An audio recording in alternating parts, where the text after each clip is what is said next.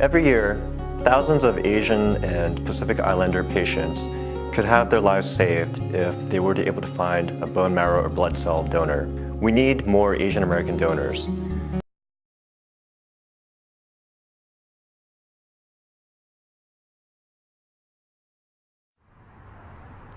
When I got diagnosed, I was devastated. I was just shocked. At 25, Michelle Macon became one of the more than 44,000 Americans diagnosed with leukemia each year. I've always been very, very healthy. For an active Berkeley grad, used to spending her weekends hiking, Thai dancing, and biking, it hit her suddenly. I was gonna pass out. I had to get off the bike and push it up the hill, and so I was like, this is really weird. I don't know why this is. After struggling during what should have been a routine jaunt across the Golden Gate Bridge, she decided to get a blood test. By 5 o'clock that night, her doctor called. It was February 27, 2007. She said, I've never seen, anything like this before. So she was like, don't drive anywhere. Get someone to drive you to the emergency room right away. Within 24 hours, Michelle learned she had acute myelogenous leukemia, a form of leukemia that is fast and fatal. And I didn't know anything. I didn't know, could you die from leukemia? Thankfully, Michelle's doctors moved quickly with aggressive treatment. By September, after 5 rounds of chemotherapy and a month in the hospital, she was cancer-free. Michelle hit restart. She traveled to Spain, got a puppy with her college sweetheart Van, and went back to work. Everything seemed fine until one day this May while celebrating Van's acceptance to Stanford's prestigious MBA program. You don't want to admit it to yourself, but deep down inside, I think I knew that I had relapsed. Michelle's doctors confirmed her fears. The cancer was back. Now, her only option for survival was a bone marrow transplant. To get this news that I had relapsed, it was like your world just crumbles. It's like, when is it going to end, Yeah. I didn't know if you guys had to dump any of your heparin out. Michelle's prognosis was worse the second time around, and her life became a race against the clock. Getting the news that you relapse, and it was like, you have to get a transplant. There's no choice.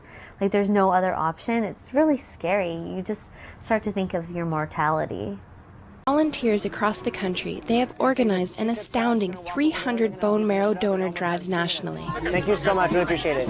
It's hard being the significant other of a patient. I think it's a difficult position. I would trade positions with her any second, but I can't. And I wish I could take all the pain away, but I really can't. But what I can do, and with the need for a donor, what I can do is find a match. Registering bone marrow donors can be difficult. Finding Asian donors is particularly difficult because of deeply held cultural beliefs. Michelle's mother, too, has faced some of these beliefs head-on. And try to explain to people that, break through the tradition and the Vietnamese way of thinking at my generation. And then you have to go ask everybody to help your daughter. Sit. Shake. Some days I'm like, yeah, really hopeful and optimistic. I'm like, it's going to be fine. I'm just going to do things a little differently, but I'm going to get all of my dreams are going to come true. And then other days I'm like, no, they're not. Why does it have to be this way?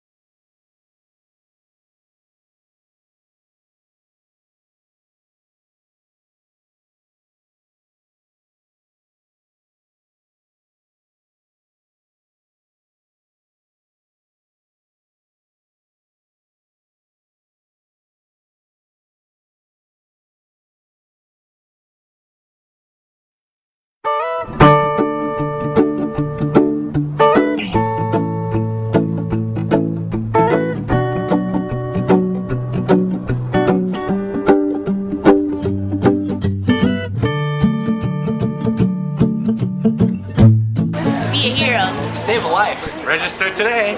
Yeah. Register. 1, 2, 3.